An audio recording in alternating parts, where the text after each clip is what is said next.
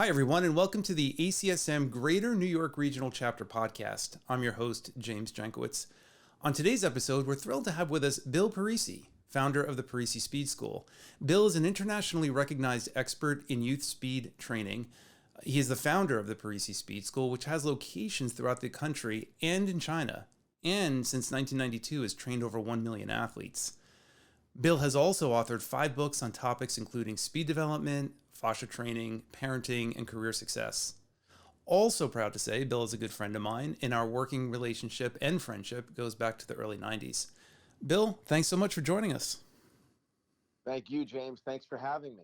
No, we're thrilled to have you on, and you know our general audience, and I want you to share your story. You've been quite successful. It all has not been easy, but I want you to share some inspiration with the younger generation who's getting into this industry and take us through your story and let us know what a real entrepreneurial experience is like.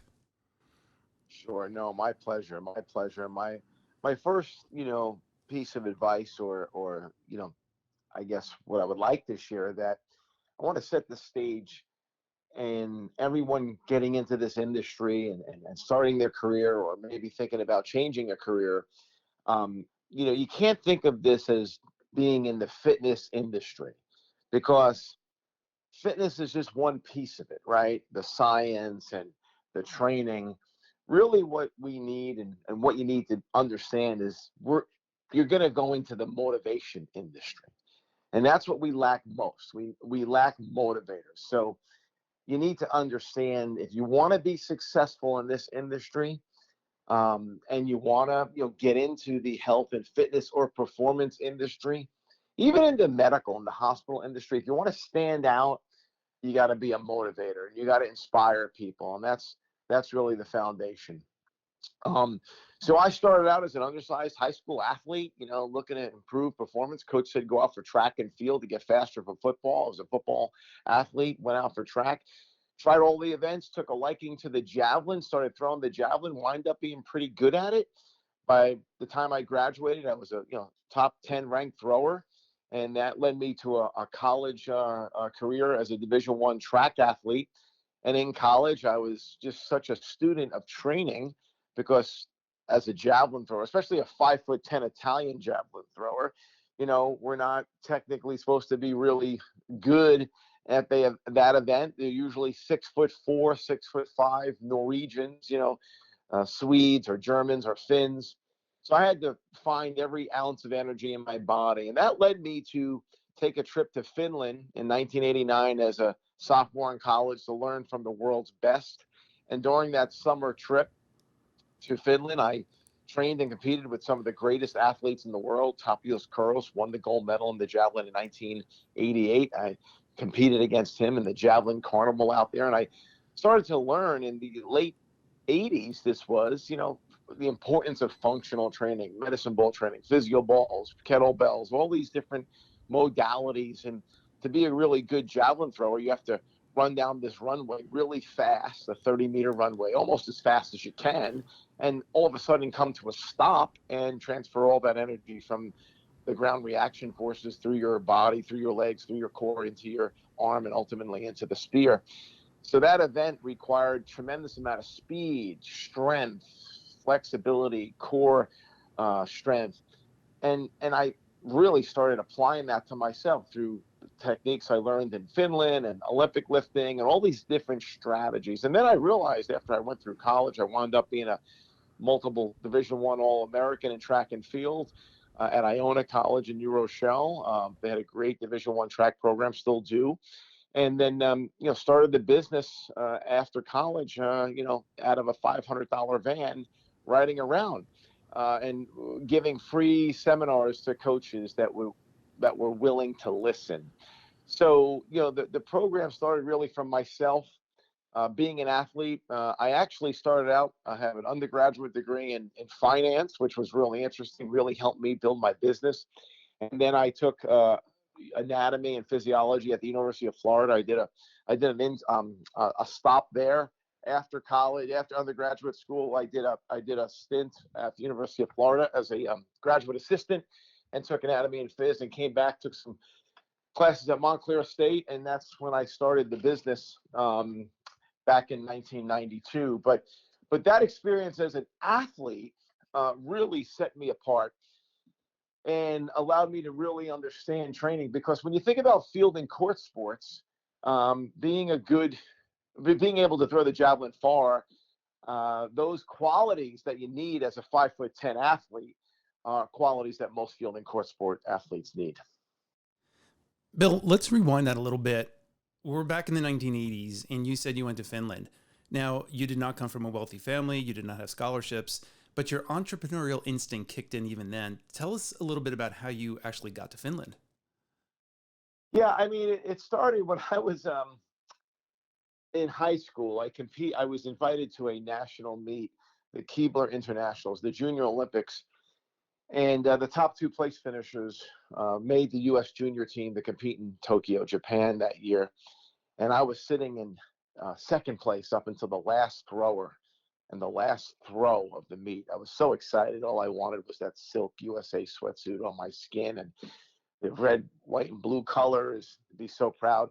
And I was beat on the last throw of the meet. Last throw. I was beat by 2 inches. 2 inches.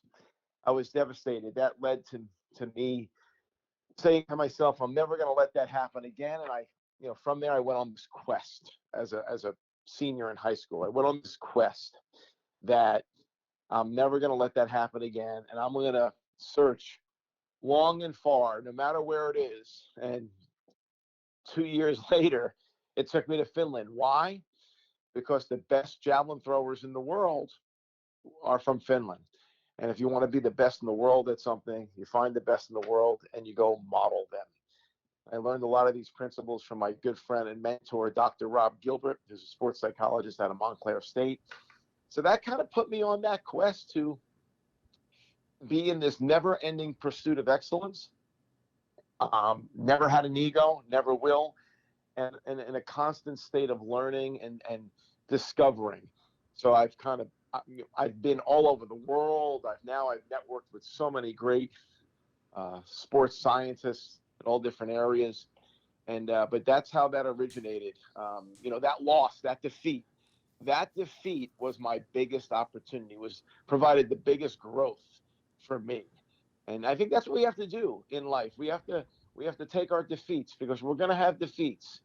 It's how you get back up from them. I tell the story. Emmitt Smith has rushed for over 18,000 yards in the NFL, all-time leading rusher in the NFL. He's rushed for over 12 miles running the football on the gridiron, right? And his average rush was about 4.2 yards. So his average rush was 12 feet. So this guy got knocked down every 12 feet by a lot of big, powerful people. And he did that for 12 miles. Can you imagine going for a 12-mile run and getting blown up every 12 feet? What did Emmitt Smith do better than anybody else? He got back up.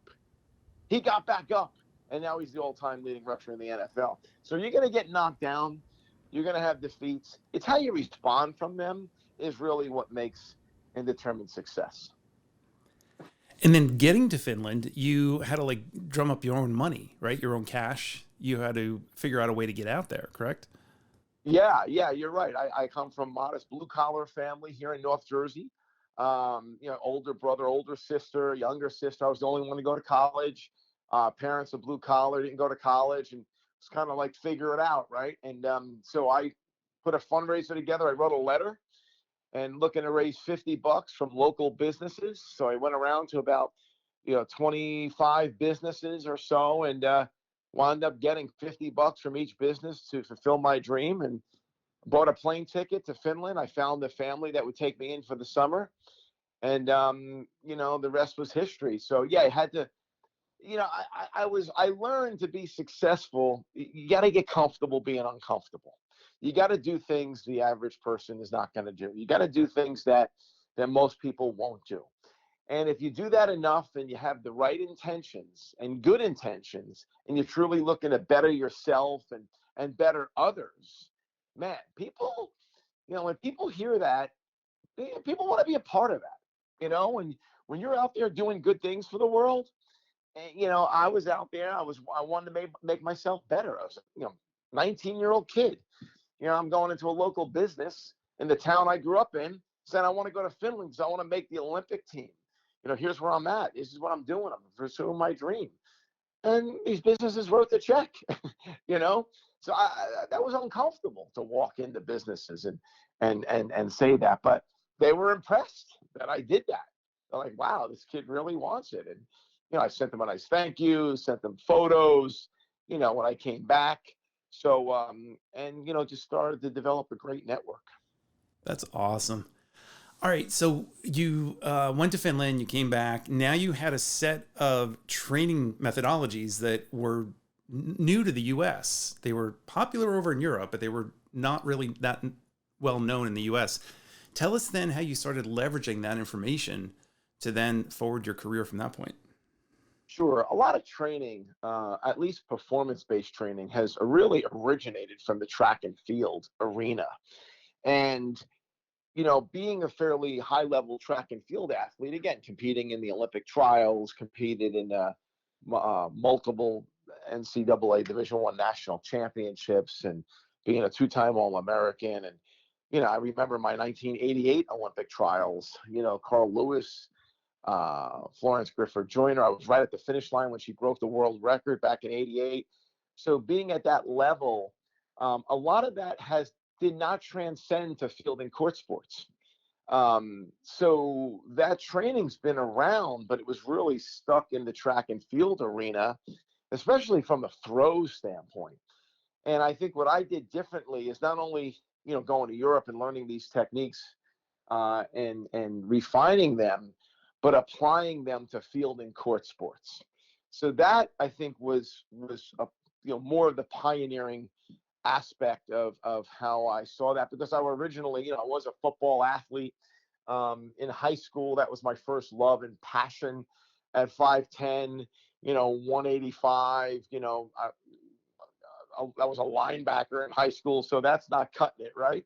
At the Division I level, I could have played Division III, but I wanted to go big time at the Division I level. And, ultimately went down that road, and that afforded me the opportunity to learn all these techniques. And I said, wow, these techniques really apply to all sports. And then most recently, in the last 10 years, we really started to understand why in the fascia system, the connective tissue system, and how all this has come together. But that was the origination, and, taking all that experience. And it was kind of ironic, and I got lucky being a javelin thrower, because the javelin, unlike the shot put in discus, you need to be faster. You need to run. You need to sprint, and then you need to stop. You need to perform these techniques and apply. That's why I feel the javelin throw is an example in many biomechanics books. It's an example many science books.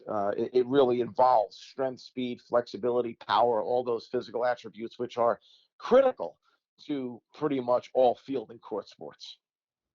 So now tell us, so you have you have this information. Now you want to launch it. Tell us about that first experience you had when you tried to sell speed to people back in the day, because it was not an easy sell. No, we're talking 1991, 92.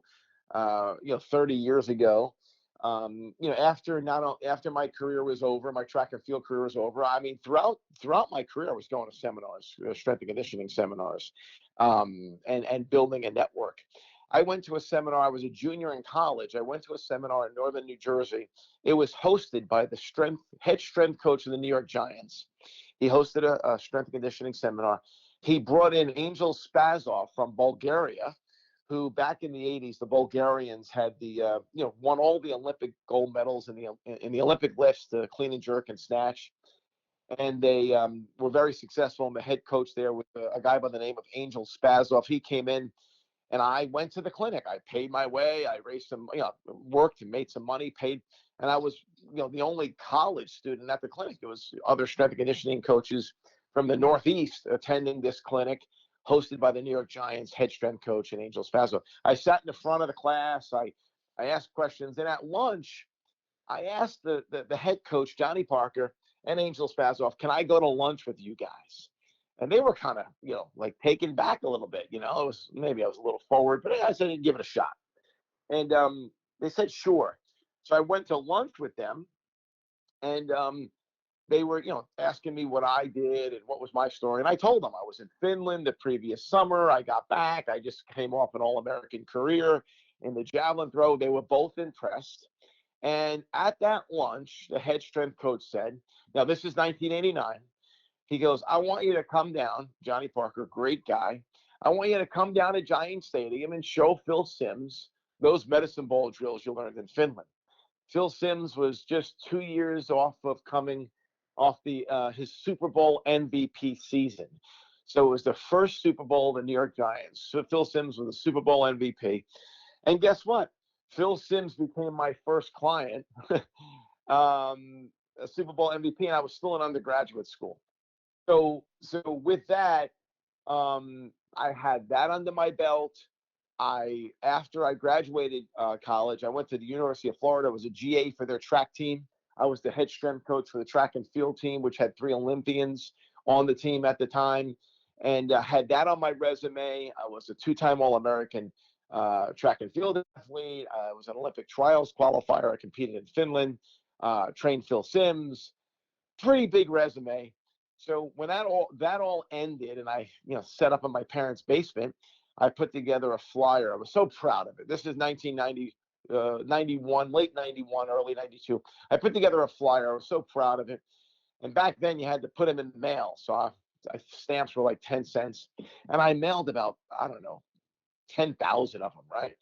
And between the postage and the printing, it cost me a couple $1,000. That was a lot of money back then. It's a lot of money now for a kid, 23 years old, 24 years old. And I send out these 10,000 flyers to come and attend a free speed and conditioning clinic, how to improve speed. And I sent it out to all these coaches in the New Jersey area, northern New Jersey, throughout New Jersey, and in the tri-state area, 10,000 of them. And I got one response back. I was devastated. That's amazing. Response. One.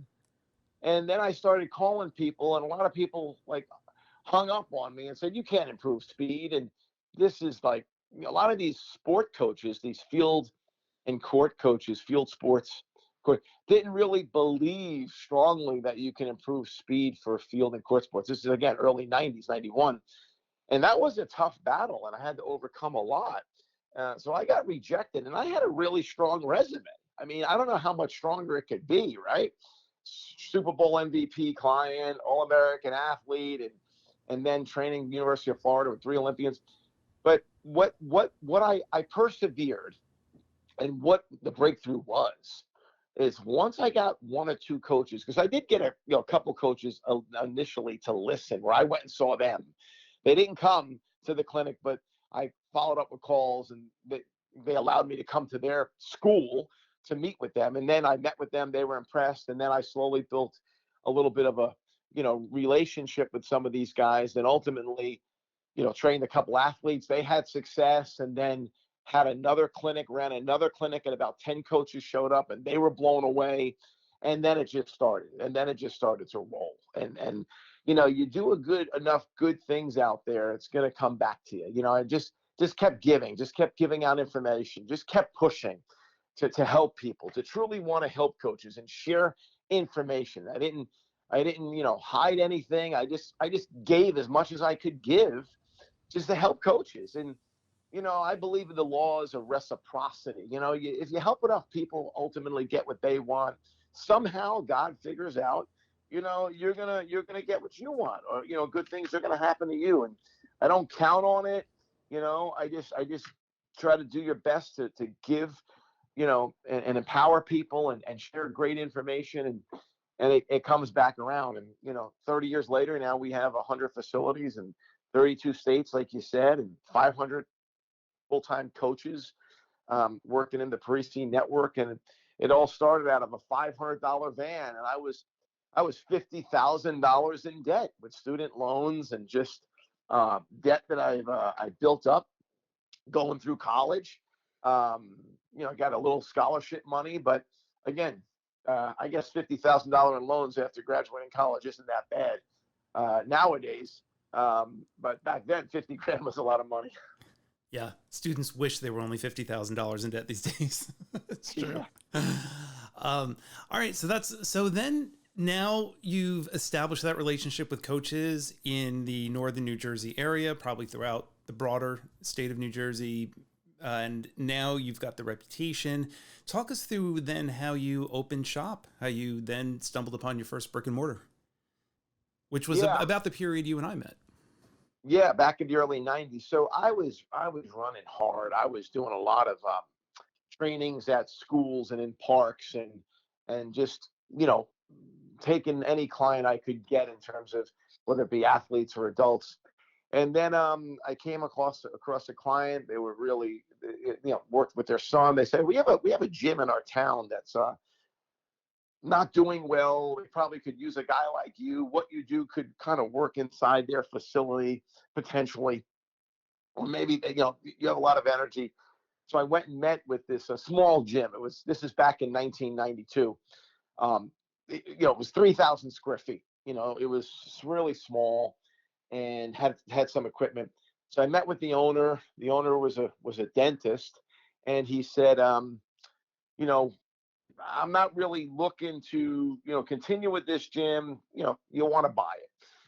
And I said, I don't know, maybe how much. And I think he said at that time it was like $75,000, and it's like I can't afford that. So I walked away and what.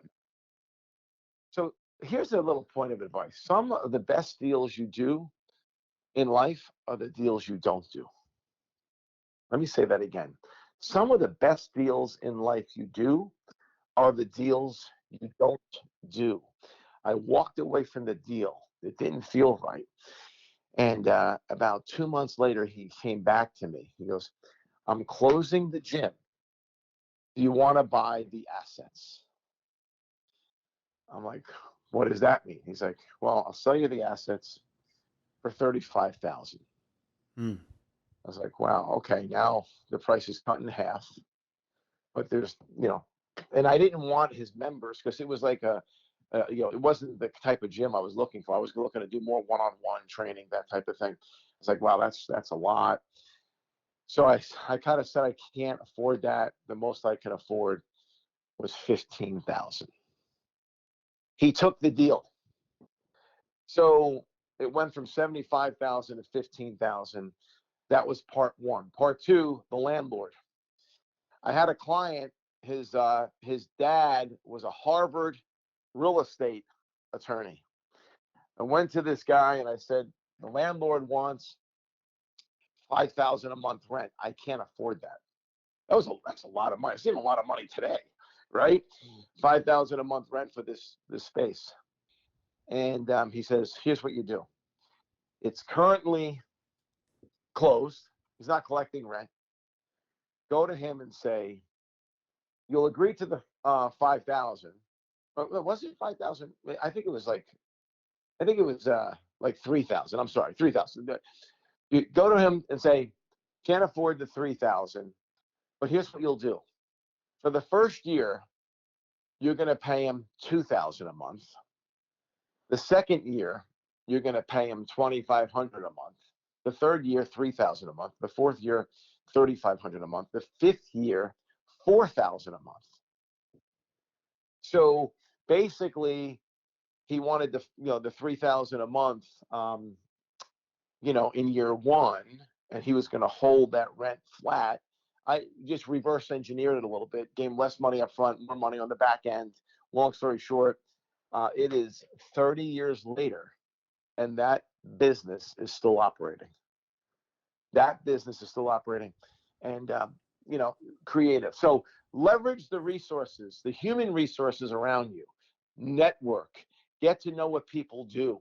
My entire career has been the result of the inexpensive experiences I've gained from different people in my life. Now, what do I mean by inexpensive experiences compared to expensive experiences?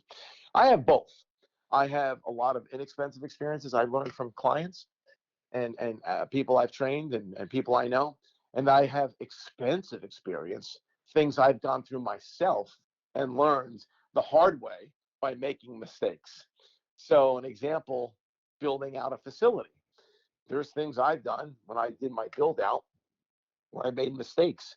That's very expensive experience. When somebody gets involved in the Parisi program, we give them lots of insight on how to build a facility, how to make the right decisions, so you don't waste money in your build out, you don't waste money on unneeded equipment, things like that. So leveraging all that has been helpful, and that's how the first facility started and opened. Great. So now that was what square footage was that facility in Wyckoff? That was 3,000. 3,000 square foot. So you're moving along there. Things are going well. Clients are signing up. I remember, business is booming. Now you want to make a step and progress toward a larger facility. Why? Yep. And then how did you do that?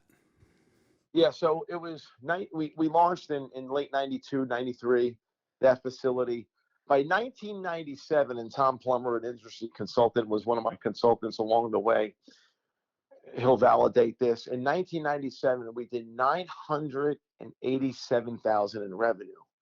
987,000 revenue in 1 year, the highest grossing facility in the world per square foot at the time, and maybe even today. Now, if you use 1997 dollars, that's probably $1.5 million, you know. Now, maybe that takes place in Manhattan, but not in the suburbs. So we were just absolutely, crushing it.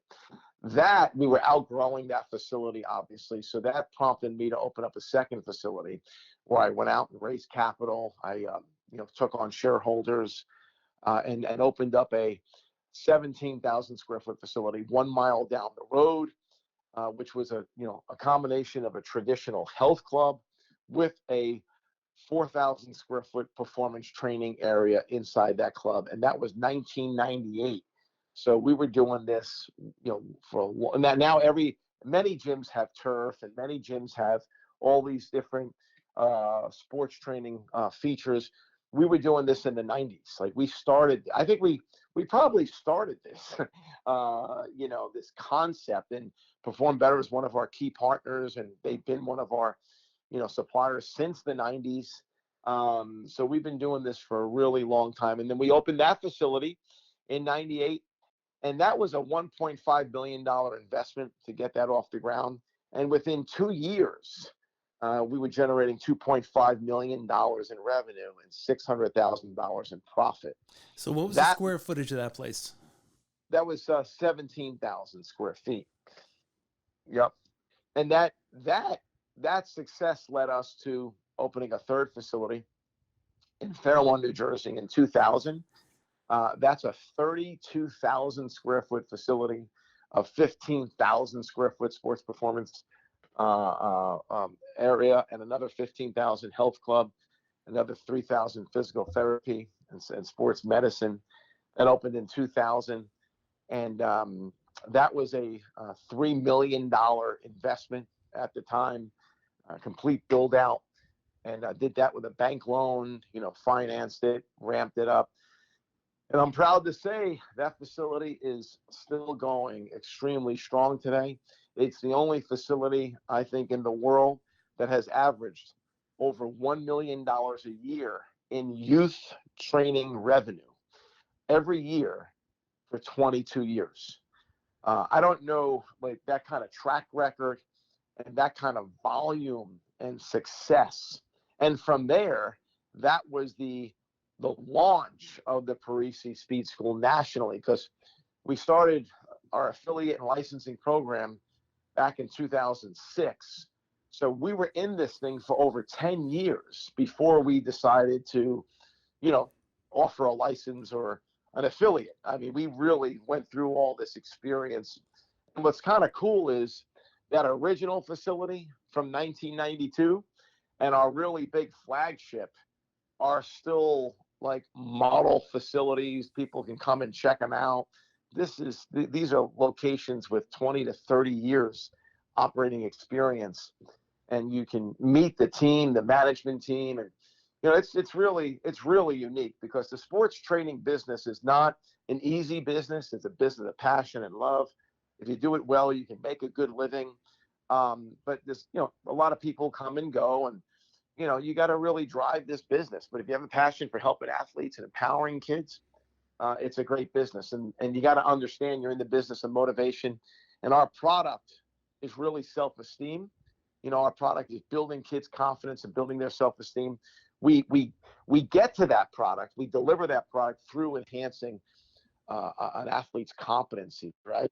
Enhancing their speed and their strength and their athleticism. And when you improve a competency, you improve confidence. Now, Bill, tell us a little bit about that decade then you spent really grinding it out and figuring it out, right? You've figured out how to build their confidence. You built out team training. Just talk about all the lessons and the things you learned during that period before you started franchising in 2006. Well, here's the thing I'll tell everyone. Be prepared. Every decade, there's going to be a crisis. Every decade, we're going to average a major crisis. And I've been through 3 of them. Pretty big crises, right? So the 2001 terror attacks, we were right. We saw the towers from our facilities because we're in New Jersey, so you can see over the river.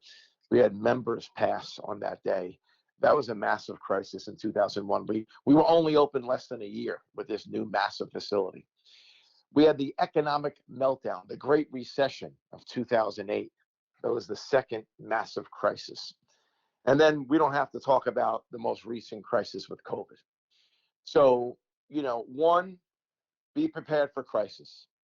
And guess what? They were tough when they hit us, right? But they made us stronger. They made us better.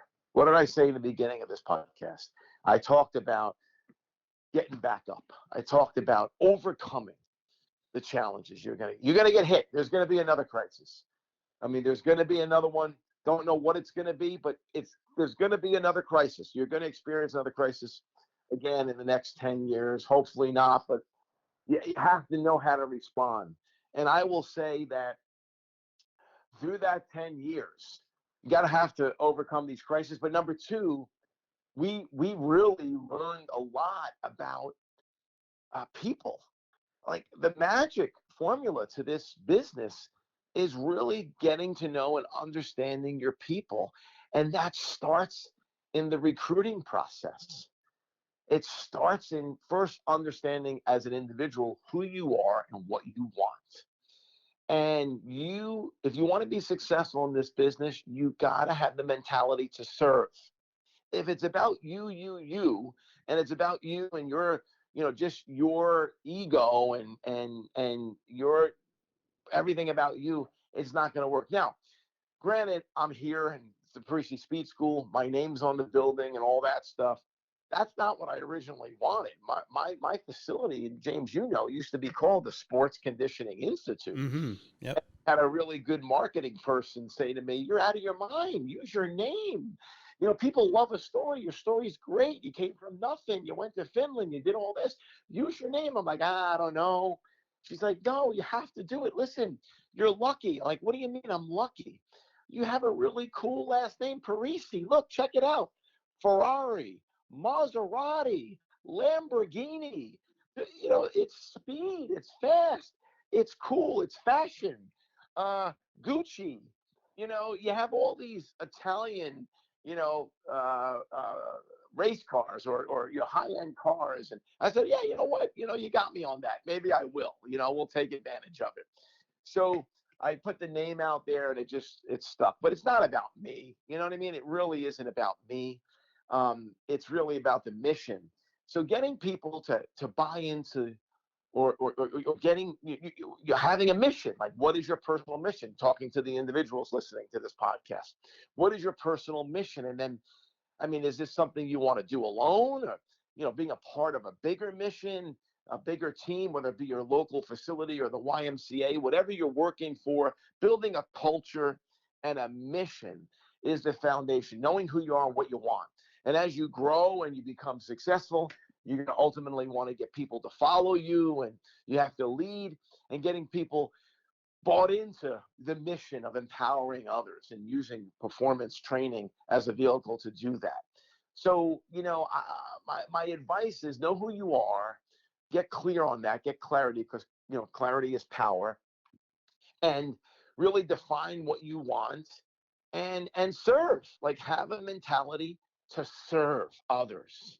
And if you really do that, not only serving clients or athletes, serving your employer, doing your best. Right now we just lack, from what I see, my experience, we lack that work ethic. We lack that willingness to grind. And when you're in your 20s and 30s and 40s, you got to grind.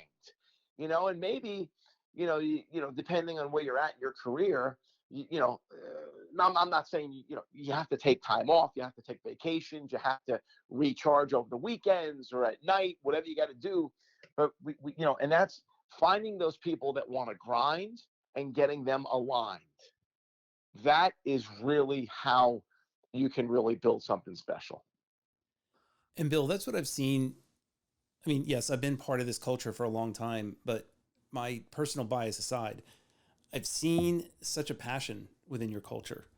The people who come in are really, really into it. I don't know if that's the same experience with people who might do a Papa John's franchise, or Pizza Hut or something like that, right? But when they come in, they are just very, very fired up.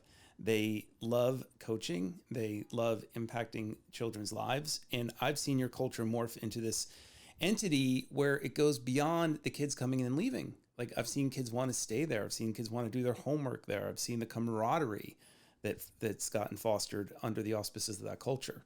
So talk, and that doesn't happen accidentally. So to that end, discuss now that you've established yourself, you have this system. How do you then nurture and develop your culture? Yeah, well, it's first, having core values, right? I mean, just for some people, it's an odd question when people come in. What are your core values, right? I don't know how many people even think about core values, right? Ours are really three words when we think about our core values. Ours is honesty, positive, and excellence. Honest in relationships, positive in attitude, and excellence in service. It's really simple and to the point. And we really unpack those words. We talk about what it means to be honest. We ask people if they're honest. Most people say yes. Then I say, when's the last time you told a lie? And then they get confused. And then we say, yes, honesty is something you always have to work on.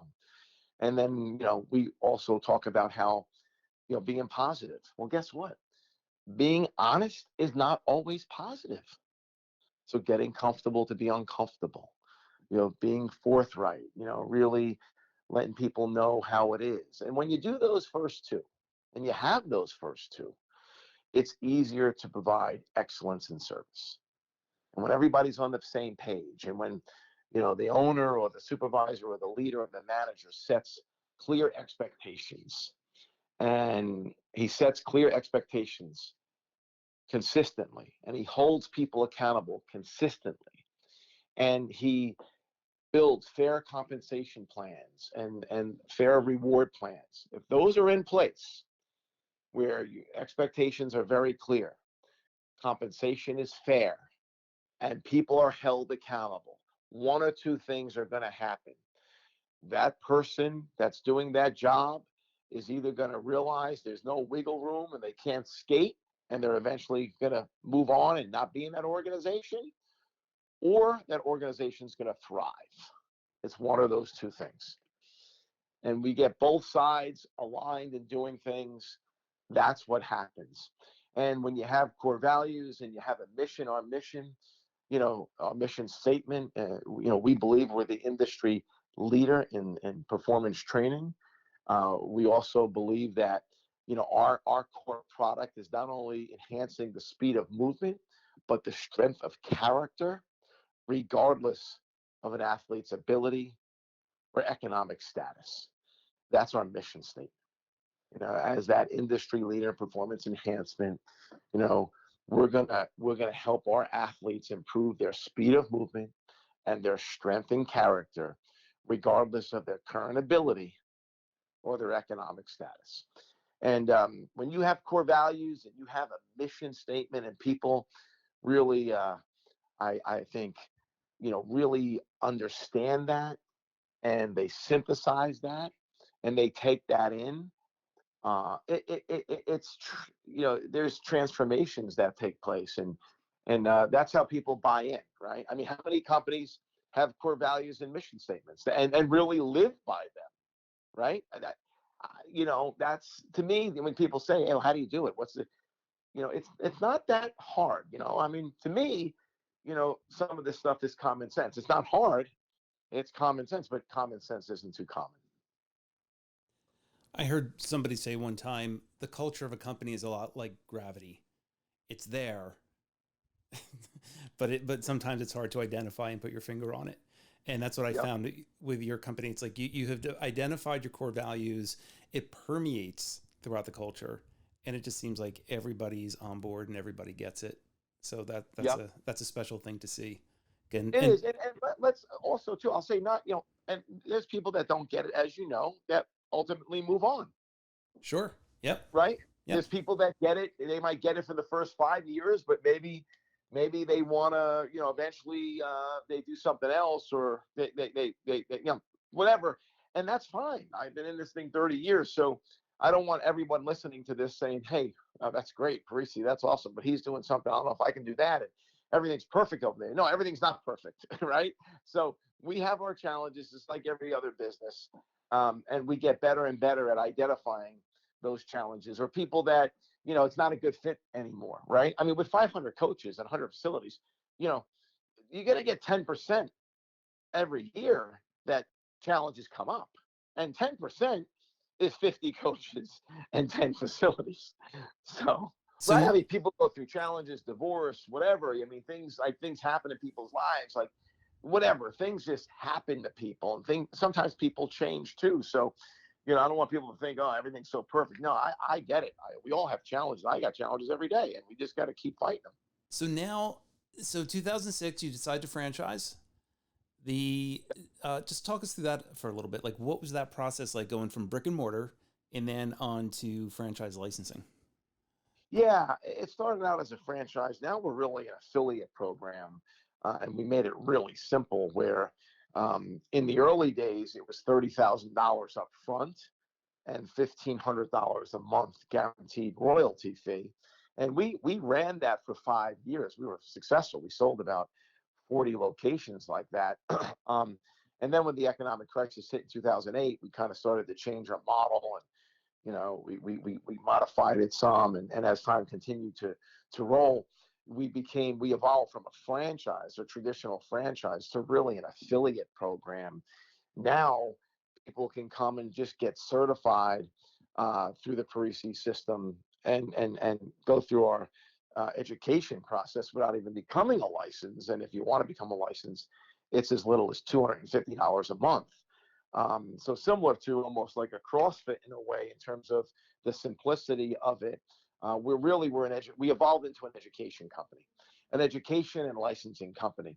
But early on, we were more of a traditional franchise, and we realized that the marketplace, like our clients, our coaches and trainers, that they didn't really fit into the one cookie cutter box all the time. Like, these spaces for performance training can be many different sizes and shapes, and can be what we call a fractional franchise, or I should say more of a license. So you might have this license, Parisi license, as an independent coach, where, all right, you're going to go rent out the YMCA by the hour, and run the program. Or you might go rent a health club or a sportsplex by the hour.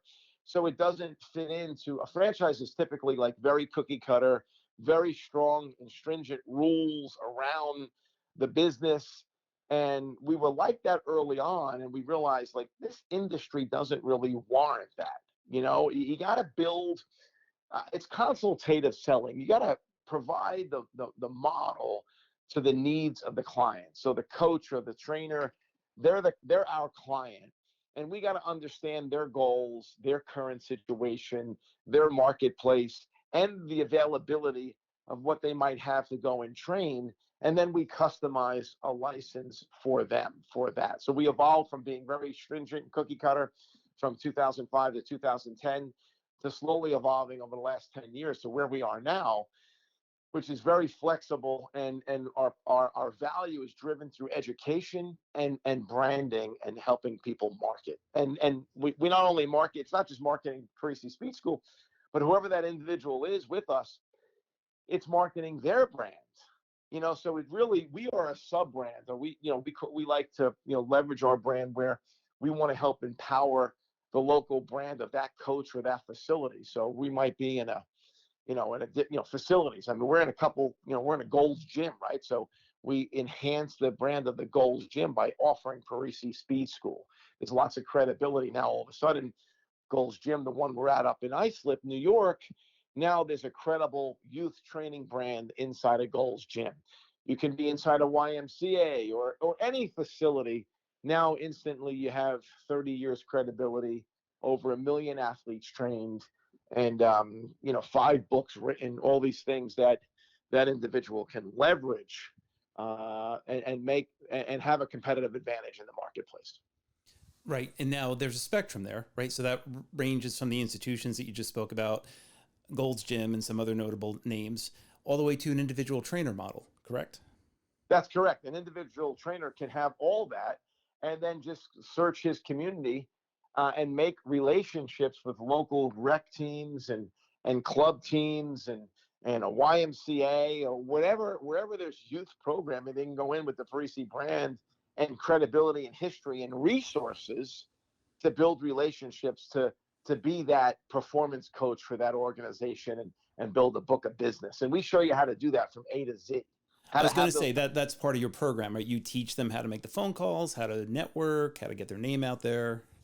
From creating your initial lead list, starting off of knowing who to call and then what to say on the call, how to structure the meeting, what to say at the meeting.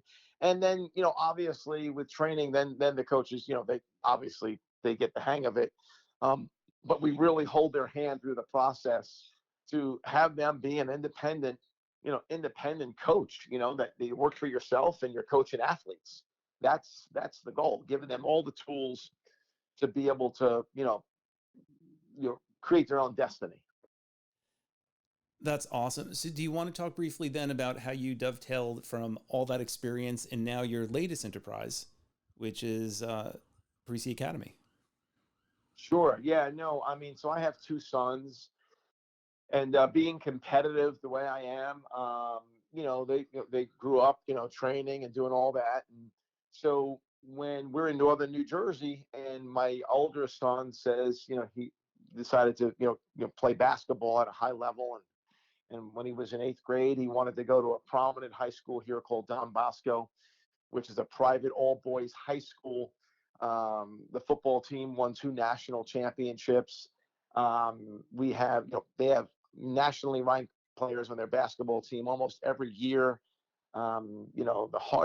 Ron Harper, who won 5 rings with the Chicago Bulls with Michael Jordan, his 2 sons have gone to, his older son just graduated from Rutgers. He's in the NBA now. His younger son is a junior. He just got an offer from Duke to play basketball. So those are the types of athletes that attend Don Bosco, for football and basketball. So my old son wanted to go there. I said, well, you're not ready. I think, you're young enough. We can repeat the 8th grade and, get a year under our belt and another year of training and really focus on basketball. He says, okay. We sent him to a program for 8th grade. After that, it was successful. He went out. Now he's playing college basketball, had a great career at Don Bosco. Now he's a sophomore in college. Then I have a younger son. I want to play football at Don Bosco. Same thing. He was young enough. We reclassed, but I decided the second time around, I said, you know what? I'm gonna reclass you. We're gonna homeschool you. And when some parents found out that I was homeschooling my son and preparing him, they're like, hey, can you take my son? Can you take my son? So I had 5 kids. I hired some teachers to homeschool. I did it in my office. I had 5 kids.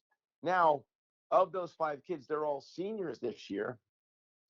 The one kid committed to Harvard. He's going to be playing quarterback for Harvard. Another kid committed to Columbia University. My son was fortunate enough to get an offer from Lafayette College in Pennsylvania. And so it was a huge success, huge success. And then the following year, we wind up having 12 kids. The year after that, we had 15, and now this year we have 19 kids registered for the Parisi Academy, and it's for kids that want to take another year to repeat the eighth grade. We actually have two kids doing the actual eighth grade, repeat the eighth grade to get more prepared for high school. And most of these kids are going to a competitive high school, like a Don Bosco, that are very focused and prepared. And, we hire the best teachers, and, these kids, the class sizes is, 1 in 10, no more than 10. We have two classes. We break them up for English, math, science, social studies. And then the training, everyday training for an hour and 15 minutes is Parisi training, 4 days a week for 10 months.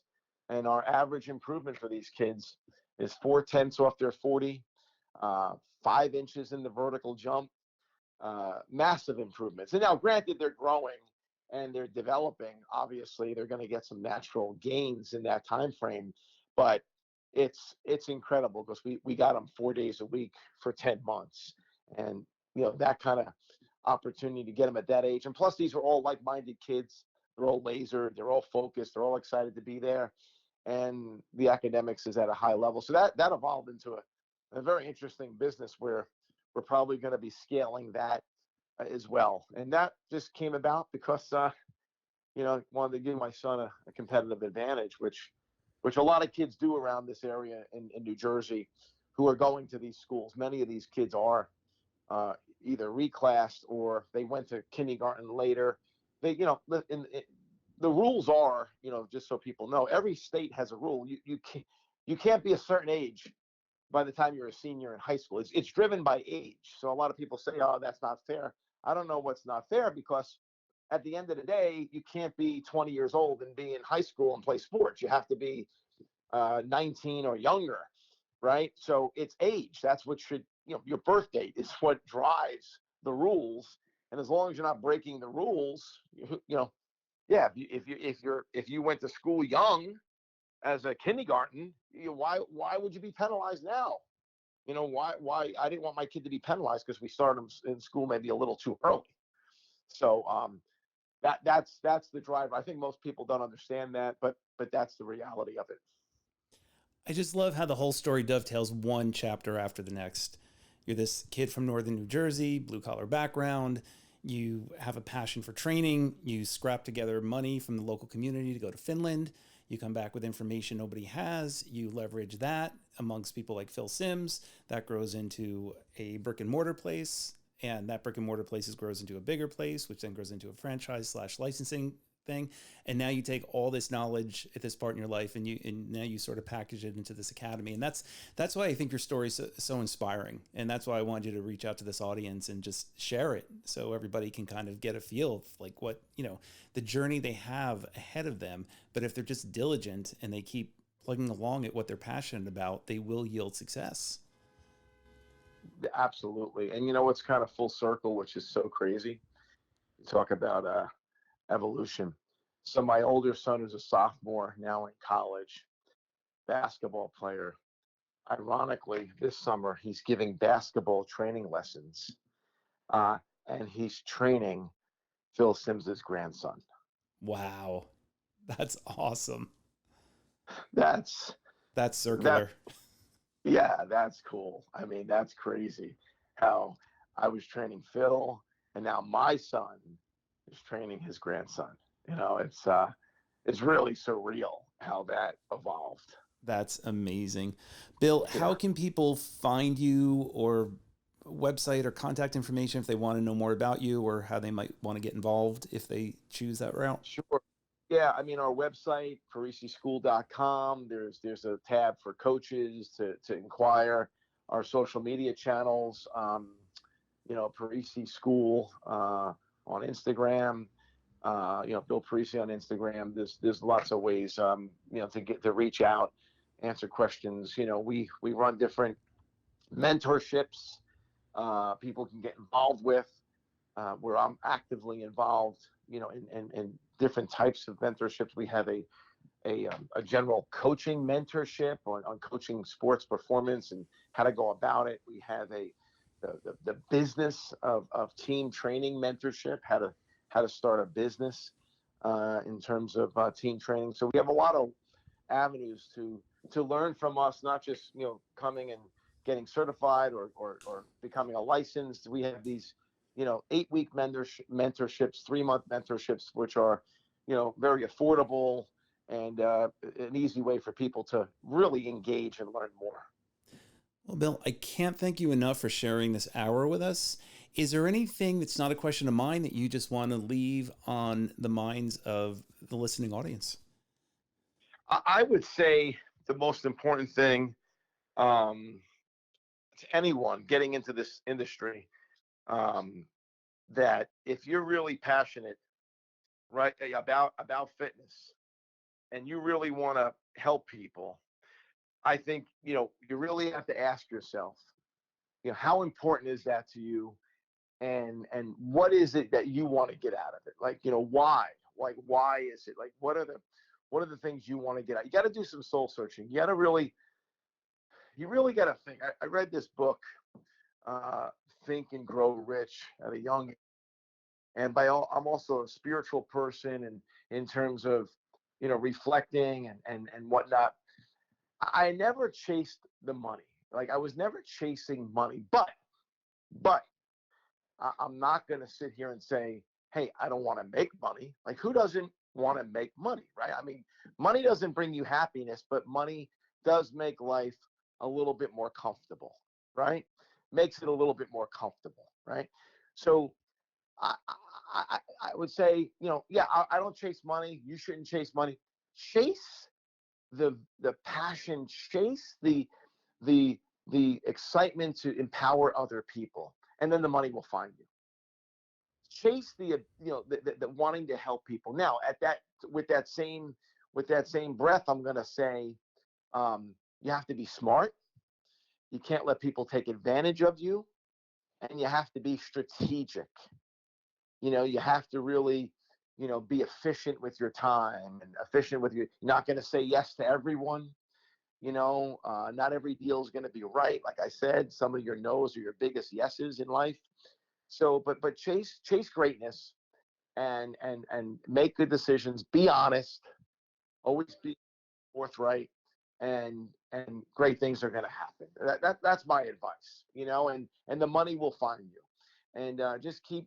I said some key things on this podcast today. Some key things about managing people and expectations and holding people accountable and honesty, all these fundamental things that I think we just sometimes people just don't apply or forget, or it's too, in their mind it's too hard. Like, it's emotionally too hard for people sometimes. There's a lot of emotions you need to have tough conversations and to get granular and tell sometimes how you really feel. Like, that's hard. That's emotionally hard. But you have to do it because it makes life easier in the long run. And that's one of the many skills you teach the young kids in your program. And you can't learn that young enough, because that's a skill they're going to want to take out through the rest of their life. The quicker you learn to become honest and forthright in your feelings and your dealings, the easier your life's ultimately going to be. I totally agree. Yeah. Yeah. Awesome. This was so much fun to share, James. Hopefully everyone gets a lot out of it. Yeah, absolutely. And again, yeah. Thank you so much for your time. I do really, really appreciate it. My pleasure. And you've been such a huge, resource for us, and all the great things you've done, the connections you've made, and, all the things that the roles you've played for our company over the years. And I can't thank you enough, because you've been a big part of this thing for a long time. Well, it's been a great ride since I hopped on the saddle in 1994, I think, 93 or 94. And Yep. It's been, full-time, then part-time, then consulting, but we've had a bond, and we've worked together ever since that point, because we've always had a great working relationship. So I can attest to, the health of your culture from that perspective. Absolutely. Yeah. And the greatest thing about it is, and I want to leave off with this, James, what's one of the key things we do together, and we work hard together. We do photo shoots, we do trainings, we do all these things, is we have fun together. We do. So don't forget that, everyone. Have fun. Crack a joke. Relax. It's going to be okay. Because if it doesn't work out in the end, remember, it's not the end. Perfectly said, and we'll leave it at that. Thanks again, Bill. I really appreciate it. Awesome. Thank you.